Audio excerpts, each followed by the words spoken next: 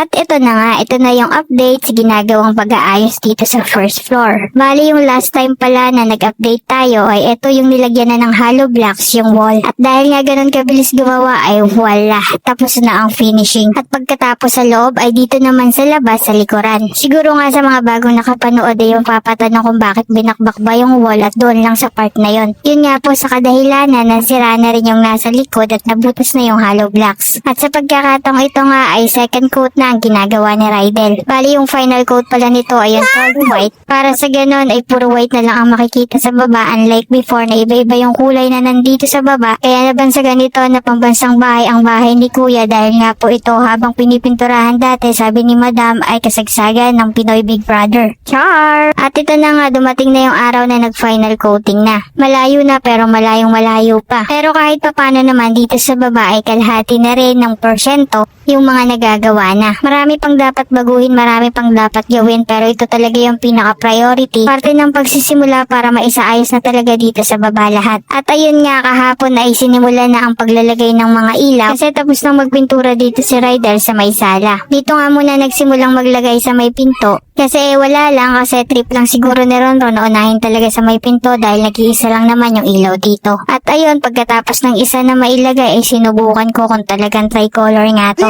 Char! At habang gumagawa nga si Ronron sa paglalagay ng mga ilaw ay natapos na rin si Rydell sa kusina kaya sinimulan na niya yung paglalagay ng border paint dito sa baba. Ito pala yung napili namin na kulay para dito sa border. Hindi ko lang alam kung anong kulay ito kasi nung una ay mas matingkad yung nakalagay dito. Akala nga namin ni Madam ay matingkad din ito dahil yung pinakita sa amin ay matingkad siyang tingnan doon sa pinagpipilian pero datapwat ganun pa man kahit mapusyaw ay bagay pa rin naman sa kulay ng tiles. At habang nagpipintura at naglalagay nga ng mga ilaw ay dumating na rin sila Kuya na pinag-orderan ng bintana at eto sinimulan na nilang pagsusukat para mailagay na medyo nahirapan nga pala sila at talagang hindi ito nag-fit. Kumbaga, di na nga kasya, hindi pa kinaya. Medyo napataas pala yung pagkakasemento dito sa bintana kaya kailangang bawasan ulit. Nung sinukatan kasi ito ay hindi pa ito nalalagyan ng semento kaya siguro nagkaroon ng conflict sa paglalagay ngayon kaya hindi siya nag-fit. Pero dito ang alam ko sa kabila ang height ay okay naman kaya lang hindi muna talaga ipinalagay lahat para sabay-sabay nang ilalagay. Yan nga pala yung hitsura ng bintana na ipinalagay. Malapit sa style sa dating nakalagay dyan pero ngayon ay mas moderno na ang kanyang datingan. Ang first choice talaga ay sliding window ang ilalagay dyan kaya lang kung sa practical na usapan kapag nabasag ito ay talagang papalitan mo lahat pero itong in-order at final na napili kung mabasagan man ay hindi ito masyado masakit sa ulo at masakit sa bulsa dahil syempre hindi na kailangan palitan yung buong bintana. Merienda time nga pala muna, tara ice cream muna tayo guys. Avocado and mango flavor para sa mainit na panahon. Dito nga ay nailagay na yung center light at sinubukan na rin pailawin. Katulad din ito ng mga maliliit sa gilid na may 3 modes din siya. So paano po hanggang dito na lang muna. Sana masayang araw nyo at huwag kalimutang ngumiti. Bye!